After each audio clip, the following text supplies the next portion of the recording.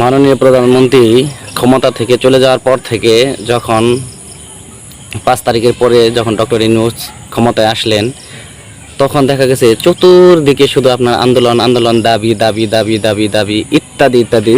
দেশে একটা মানে বিশৃঙ্খলা অবস্থা। আপনার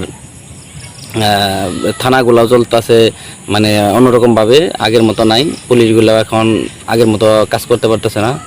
আপনার বাংলাদেশে ছাত্ররা আন্দোলন করলো, পুলিশরা আন্দোলন করলো, শিক্ষকরা আন্দোলন করলো, আনসাররা আন্দোলন করলো, সিএনজি চালকরা আন্দোলন করলো, রিক্সাওয়ালারা আন্দোলন করলো, প্রেমিক প্রেমিকারা আন্দোলন করলো, আপনার ডাক্তাররা আন্দোলন করলো, মানে বিভিন্ন শিল্প কারখানার মালিকরা আন্দোলন করতেছে, শ্রমিকরা আন্দোলন করতেছে, সব দিক দিয়ে আন্দোলন আন্দোলন হচ্ছে।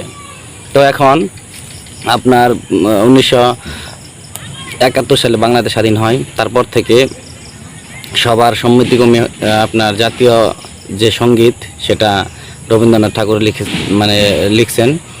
সেই এখন ওই আপনার এই দেশে কি জাতীয় সঙ্গীত পরিবর্তনের জন্যই আপনার উঠে পড়ে লাগছে।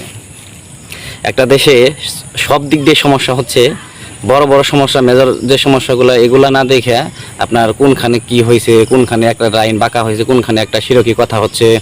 আপনার জাতীয় সঙ্গীত আপনার শিরক খুঁজতেছেন, বাংলাদেশে যে মাজারগুলো আছে, মাজারে যে আপনার শিরক হচ্ছে, এটা দেখেন না, এটা পরিবর্তন করা লাগবে না?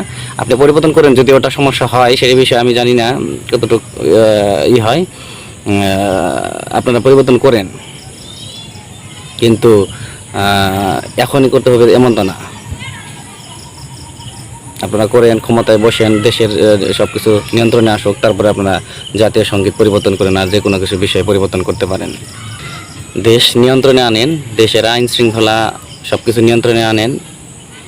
চতুর্দিকে বিশৃঙ্খলা না সৃষ্টি করে জাতীয় সঙ্গীত পরিবর্তন করেন, আরও কিছু পরিবর্তন করেন। অমুক আরেক সমন্বয় বলতেছে যে গণভবনকে জাদুঘর বানাবেন। আপনার এগুলা কাজ,